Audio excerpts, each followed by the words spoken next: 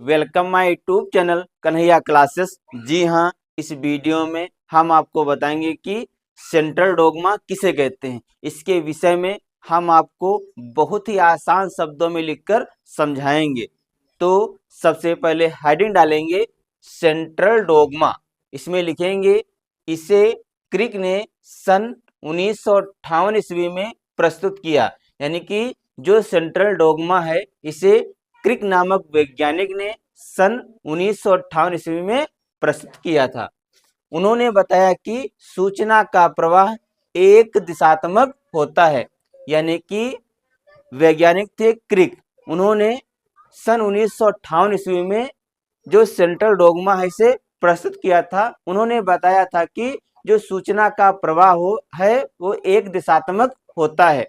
अब हमने जो ये स्ट्रक्चर बनाया है इसके माध्यम से आपको समझाएंगे। अगर आप इसको समझ लेते हैं तो आप सेंट्रल डोगमा के विषय में बहुत ही आसानी से लिख देंगे। तो देखिए ध्यान से, ये है डीएनए, ये है डीएनए। डीएनए का जब होता है ट्रांसक्रिप्शन तब बनता है एमआरएनए। यानी कि जो डीएनए से सूचना किसमें जाती है, ट्रांसक्रिप्शन द्वारा एमआरएनए को जाती है। फिर जब एमआरएनए है, जब इसका होता है ट्रांसलेशन तब कहाँ सूचना जाती है, प्रोटीन को जाती है। अगर आप ध्यान से समझे तो डीएनए से सूचना ट्रांसक्रिप्शन द्वारा एमआरएनए को जाती है। डीएनए से सूचना ट्रांसक्रिप्शन द्वारा एमआरएनए को जाती है और एमआरएनए द्वारा ट्रांसलेशन द्वारा जो सूचना है वो जाती है प्रोटीन को जाती है। यानी कि डीएनए से प्रोटीन तक ये जो पूरी प्रोसेस है इसे ही बोलते हैं सेंट्रल डोगमा। आप देखिए यहाँ पे नीचे लिखेंगे डीएनए से सूचना ट्रांसक्रिप्शन द्वारा एमआरएनए से ट्रांसलेशन द्वारा प्रोटीन को जाती है।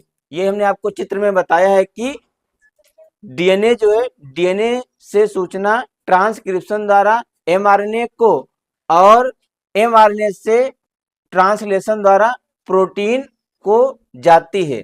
इसे ही हम क्या कहते हैं, आणविक जीव विज्ञान का सेंट्रल डोगमा कहते हैं।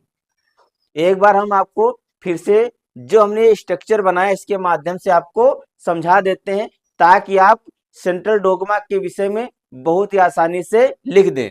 तो डीएनए से सूचना ट्रांसक्रिप्शन द्वारा एमआरएनए को जाती है, फिर एमआरएनए से ट्रांसलेशन द्वारा सूचना प्रोटीन को जाती है। यही पूरी प्रोसेस जो है सेंट्रल डोगमा कहलाती है। फिर इसके नीचे आप लिखेंगे डीएनए से सूचना ट्रांसक्रिप्शन द्वारा एमआरएनए से ट्रांसलेशन द्वारा प्रोटीन को जाती है। इसे ही आणविक जीव विज्ञान का सेंट्रल डोगमा कहते हैं।